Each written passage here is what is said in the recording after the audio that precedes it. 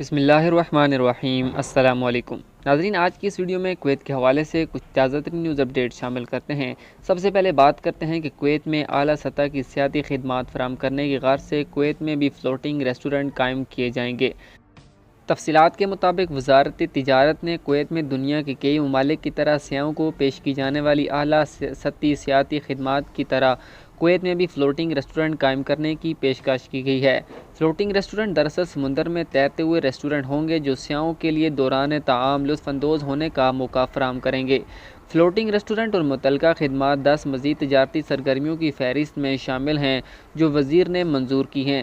سرگرمیوں کی نگرانی کوسٹ گارڈ اور وزارت خزانہ کرے گی۔ 2021 کی قرارداد نمبر 164 میں شامل دیگر سرگرمیوں میں سوئمنگ پول، خوردہ فروشی کی اشیاء، پولٹری مصنوعات، آرائشی پرندے، ہوٹلوں کا انتظام اور آپریٹنگ فن تعمیر اور گیس اسٹیشنوں کا انتظام بھی شامل ہے۔ اگلی خبر ہے کہ وزارت داخلہ کے انڈر سیکرٹری لیفٹیننٹ جنرل شیخ فیصل النواف نے ایک سیکورٹی میٹنگ کے دوران تمام علاقوں میں موجودگی کو بڑھاتے ہوئے تمام گورنریٹس میں سیکورٹی پلان تیار کرنے کی کوششوں کو جاری رکھنے کی ضرورت اور اہمیت پر زور دیا ہے۔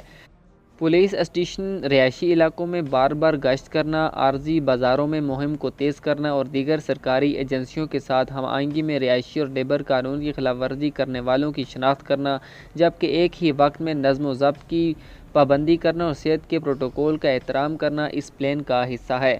انہوں نے وزارت داخلہ کے آپریشن روم سے موصول ہونے والی تمام موصولات کا فوری جواب دینے کی ضرورت پر بھی زور دیا ہے اور پولیس اسٹیشنوں میں مقام کی سطح کو ان کی تمام ضروریات فراہم کر کے انہیں عوام کو بہترین خدمات فراہم کرنے پر زور دیا ہے۔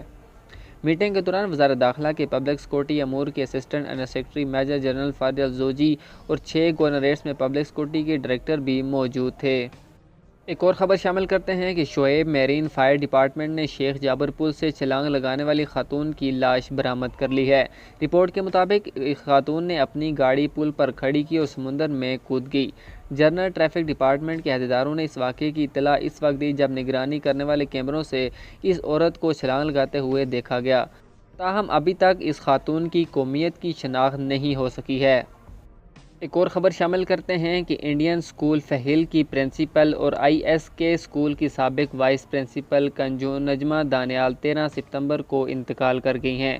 مسز دانیال اپنے طویل اور شاندار تدریسی کیریئر کے دوران طلبہ اور اساتذہ دونوں کے درمیان بہت پسند کی جاتی تھی۔ مسز دانیال کی وفات کے وقت عمر 88 سال تھی اور اسے اپنے چرچ گروپ میں سنڈے اسکول اماچی کے نام سے جانا جاتا تھا۔